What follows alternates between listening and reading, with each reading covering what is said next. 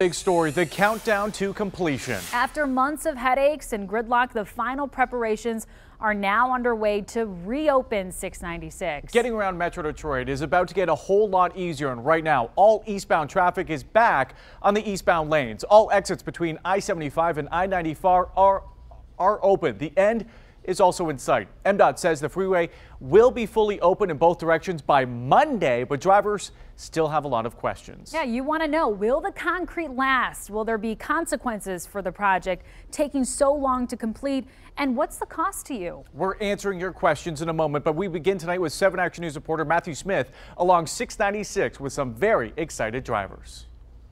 All right, I know that this is a relief. For months we've had construction. You've had these stages of anger and grief, if you will, from the white-knuckle driver to the angry face to the full-on meltdown.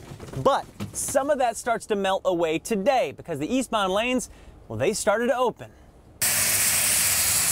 Paint striping usually isn't anything to write home about, but after this construction dating back to April, the moves to take away barrels and reroute eastbound traffic on 696 is pretty much a godsend for drivers. Thank you, God, it's open. We're awesome. You sound relieved.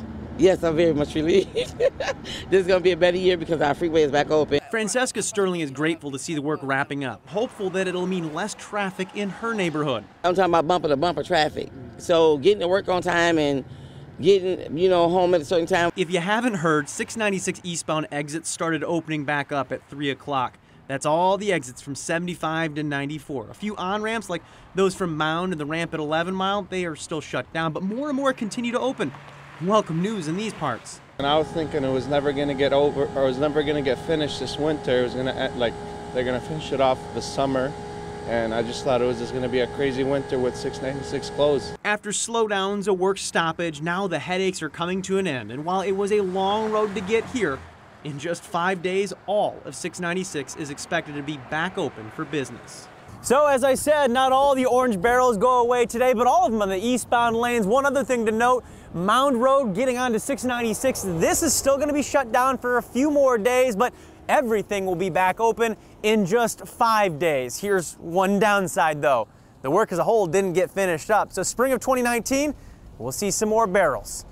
For 7 Action News, I'm Matthew Smith.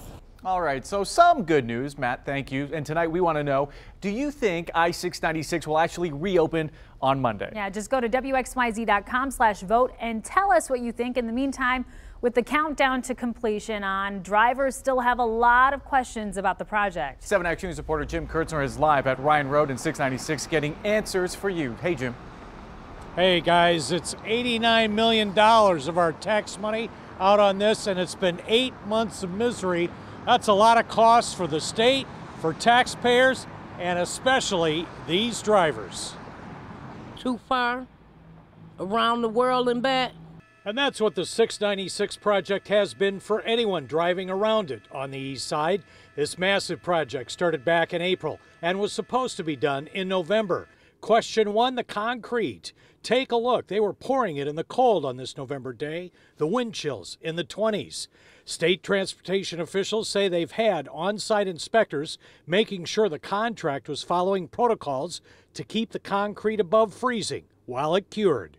I try not to think about it because I have to get where I need to go. All state road construction projects were stopped for more than 3 weeks in September when the operating engineers were locked out in a labor dispute with contractors. This project, the granddaddy of them all, became a ghost town. So the next question, will there be a penalty for being late? State transportation officials say that's an issue pending with the state attorney general. We asked today, no answer. How much more in gas?